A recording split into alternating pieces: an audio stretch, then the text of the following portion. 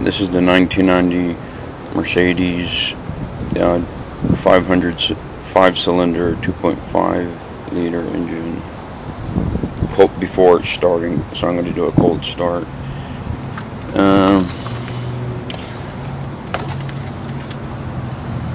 These are how the injectors look like. What happened here was I thought it was easy to remove the injectors, but it was really difficult, so I didn't remove it at all. Instead, there's like plastic around it, so instead I put this over to, you know, it wasn't actually leaking though. So you can see right here that whatever it is that relate to these injectors has some type of plastic around it, and couldn't get it to budge. I put a lot of effort in there, but same thing here. Well, the effort went a different way. Here, this is aluminum high pressure fuel line, and this is iron. And the aluminum gave way when I was screwing it, you know, and then I had to tighten it with this clamp here. But everything, it doesn't seem like there's any type of leaks. I replaced the intake manifold gasket and the turbocharger connecting to the intake manifold. I did a purge and I put a new fuel filter and a pre-fuel filter. Put some water in. And this, whoever owned it before me, you know, this is like broke. The tip of it is bent, so this thing, if you remove it, then all the AC goes out, the Freon. So I didn't even mess with the Freon or mess with the air conditioner. I didn't even turn it on. Who knows if it works or not, but the oil cooler down here works. It looks like it. I put in a new one of these. You see the difference. What else?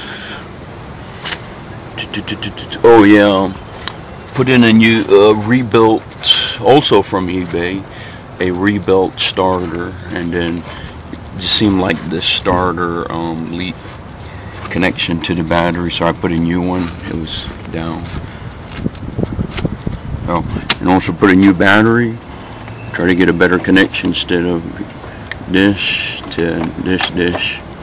Oh, there is no, what do you call that, radiator fluid mixing with the engine oil. Nothing of that. It just smokes. I think it's, who knows, except I did change the Alda.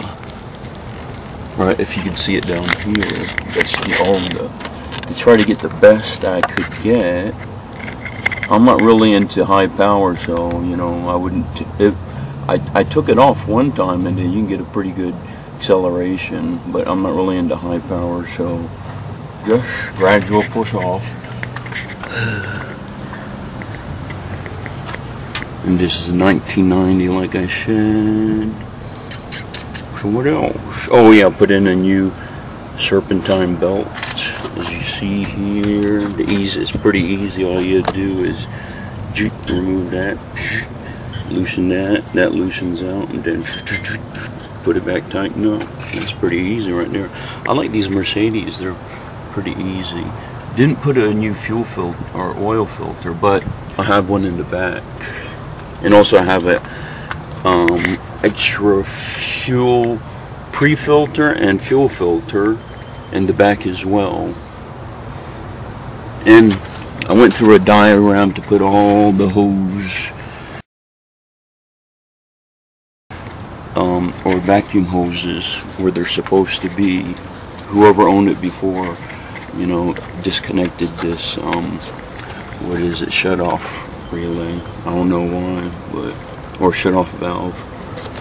I connected it back, put everything I could, as well as the, you know, the actuators to go with the EGR wastegate and stuff. And also I tried an experiment to try it without the EGR, you know.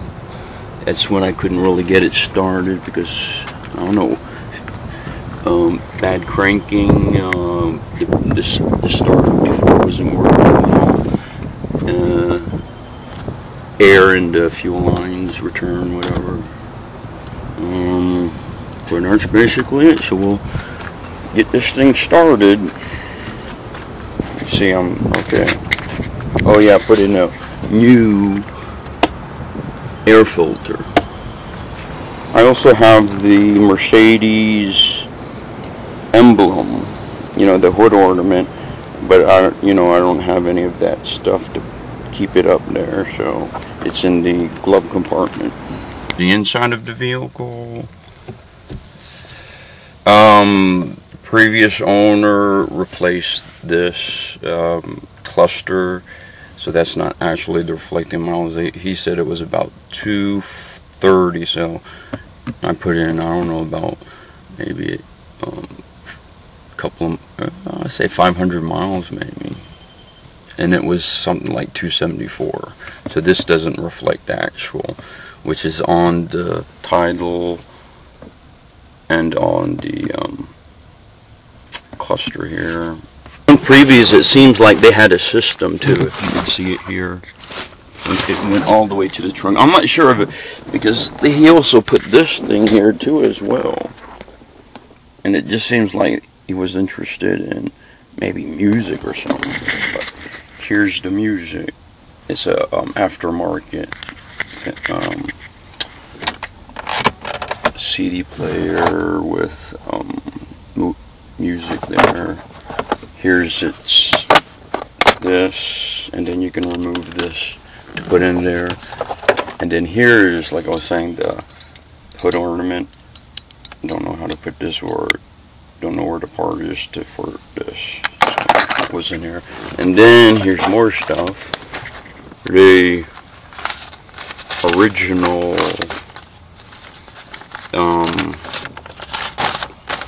dealership information.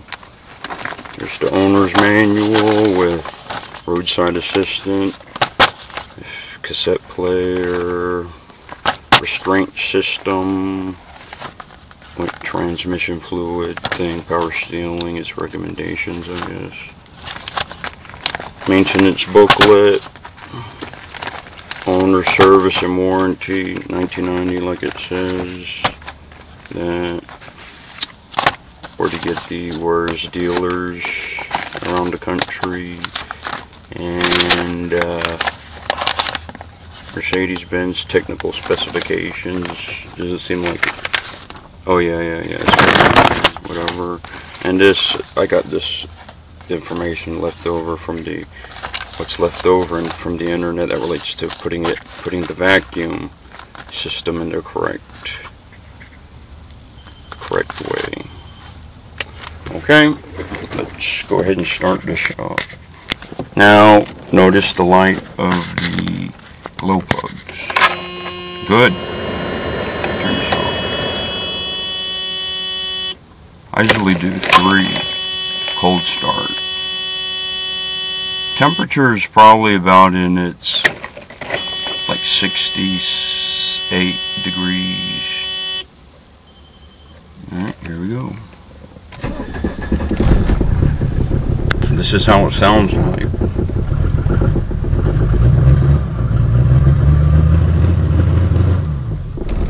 But no smoke.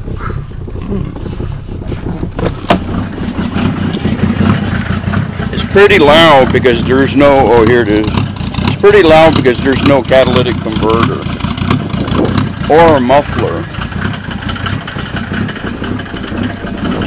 It's just a straight pipe connected to the exhaust manifold. And like I said, not really interested in, so I fixed the Alda so I get a more performance.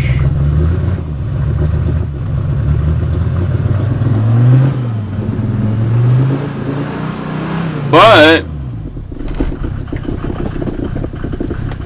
as soon as we drive off, everything becomes quieter.